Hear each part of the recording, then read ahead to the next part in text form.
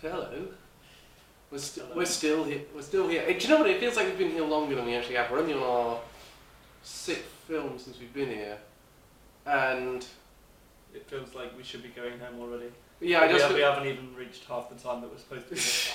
No, we are home on the 16th, and it's the 8th today, I think. It's the 8th today. So we've got 8 more days.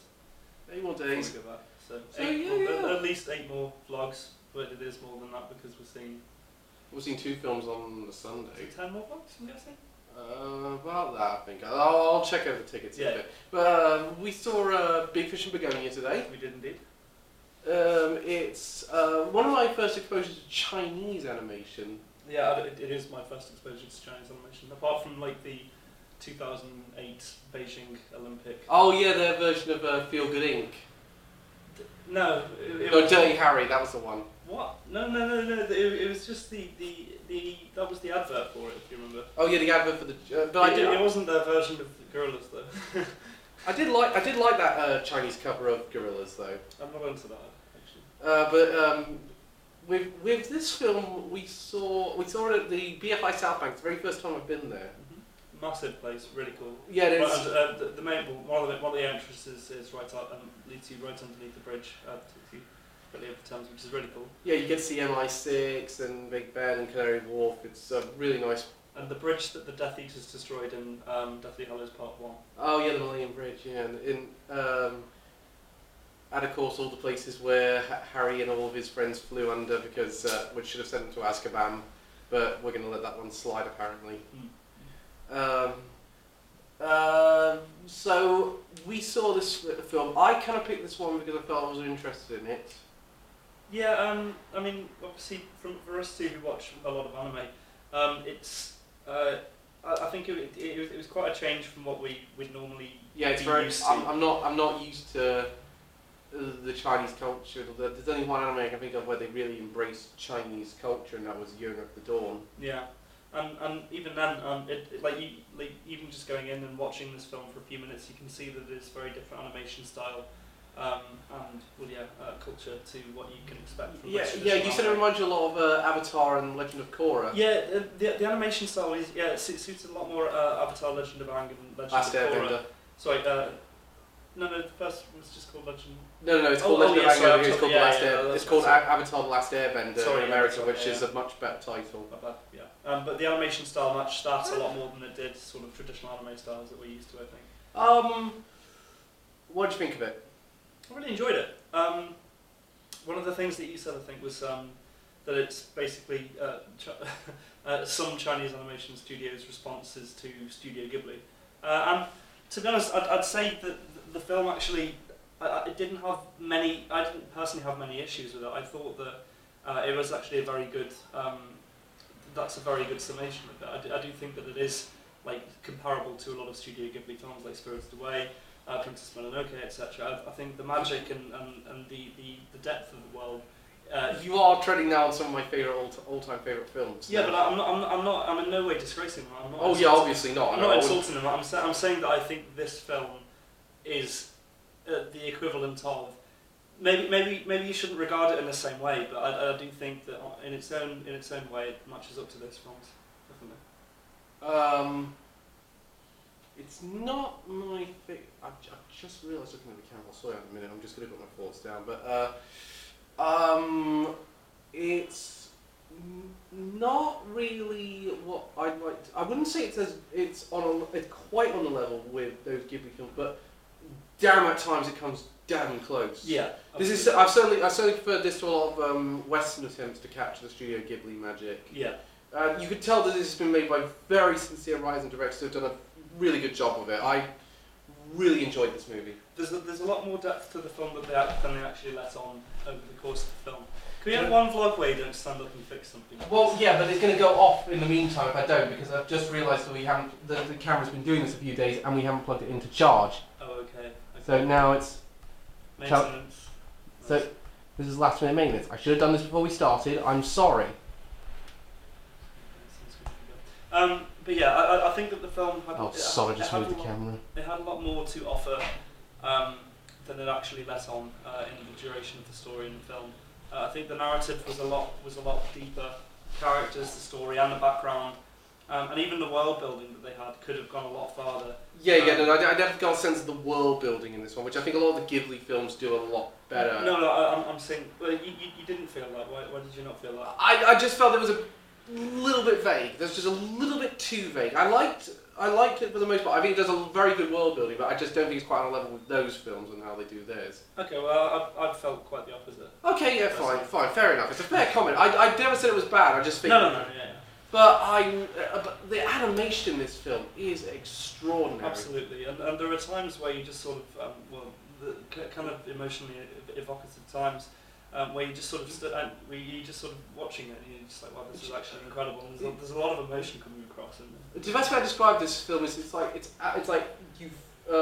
Avatar being done by the guys behind the being done by Ufotable, the guys behind Fate Stay Nights. The Unlimited Blade Works and Fate Zero. Right, okay.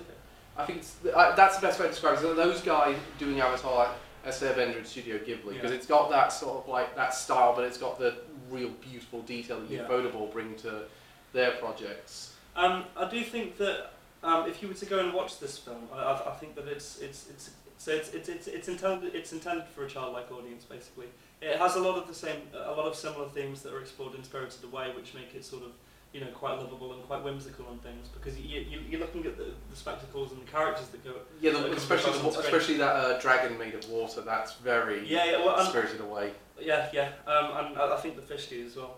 But a lot of the characters and a lot of the humour in it as well is very sort of it's intended for a younger audience, but that doesn't necessarily push out older audiences, because they can still enjoy it for what it is, which is actually just a really artistic and beautiful piece of work, I would say. I really don't want to compare this with Spirited Away, because Spirited Away is my favourite film, and I don't think this film.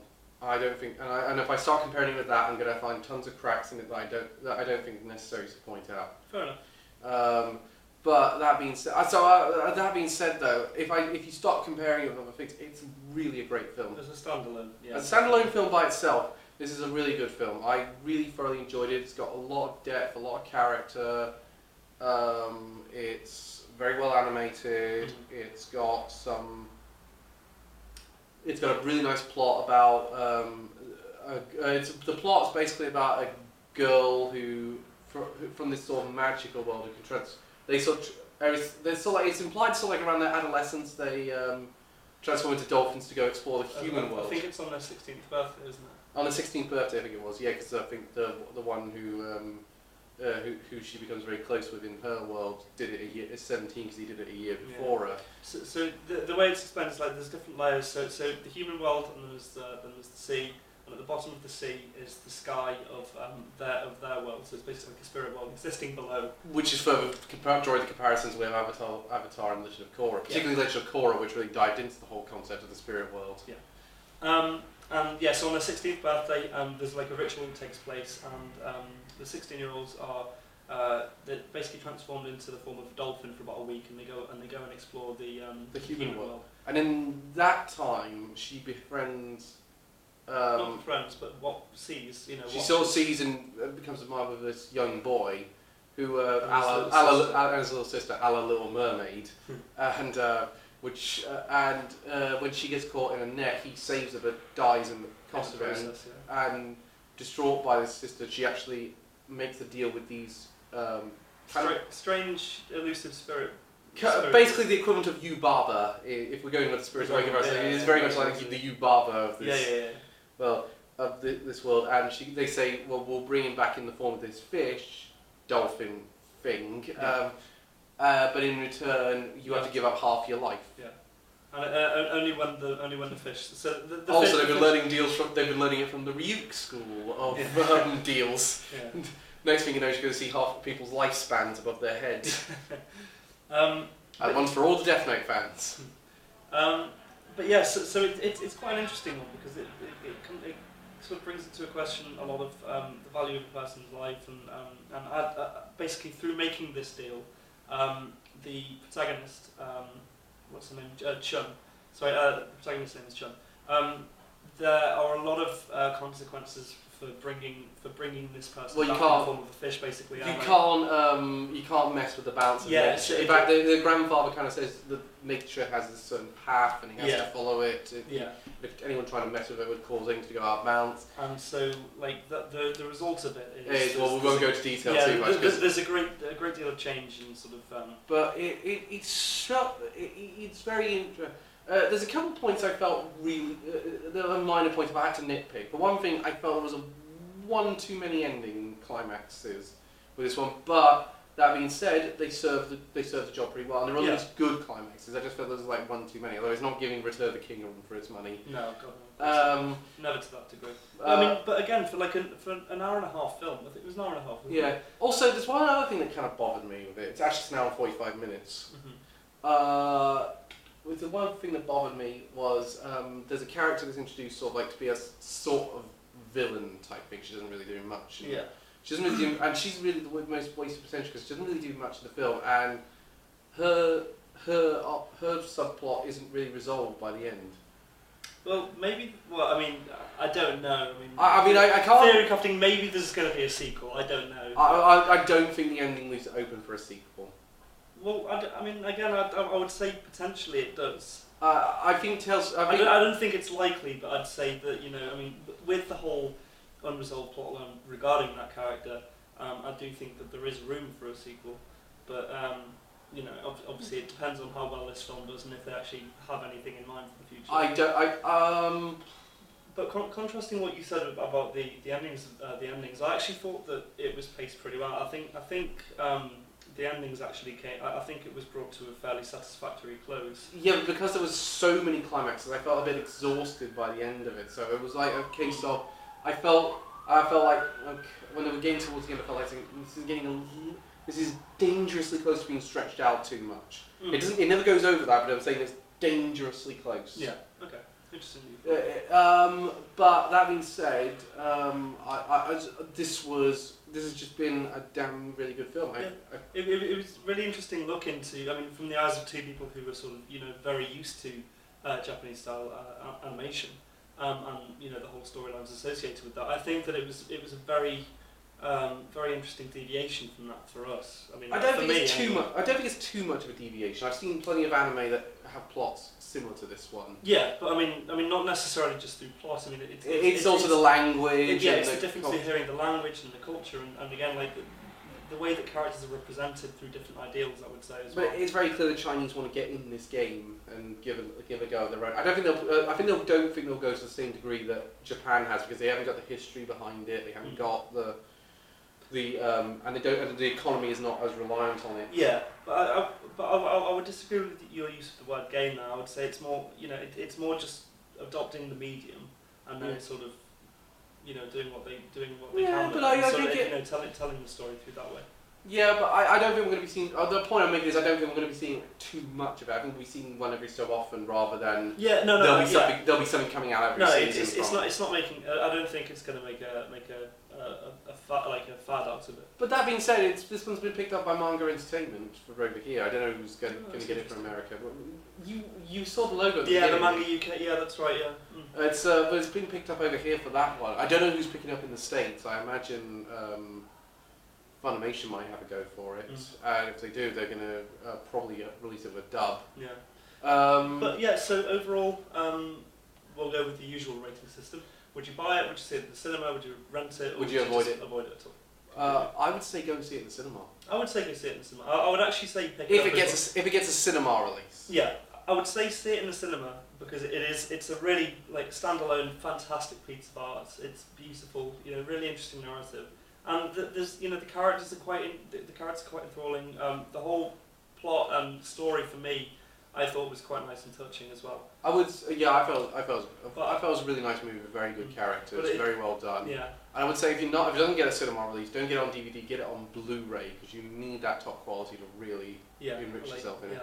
I'd say it's one. I mean, it's one I would show to my friends. When it gets to the release, I probably will buy it and try and show it to my friends. I'll probably take a bit to buy it, but I will eventually get around to buying it because I've got enough to do with Anime Amigos as it is. Yeah, fair play. There's a big backlog. We've got we're going to be doing some of that soon. Indeed. So once we're back from London, which is at some point, I don't know when. Oh, well, actually, it's the Wednesday after we get back from London, so we're only a couple of days. Straight into it. Okay. We're getting straight into it because I'm coming back here for a Metallica gig in a couple of weeks, so we haven't got. We wouldn't have an October vlog if I didn't. Okay. Well, so that's. Well, we got 2 films tomorrow. Yes. What are we seeing tomorrow? Battle of the Sexes. Oh, and Mutafukas. Which is a French animated film. So we go from China to France. Yeah. Interesting mix. But yeah. So thank you very much for watching and see you soon. like and subscribe, etc. And see you soon. Go. Bye. Bye.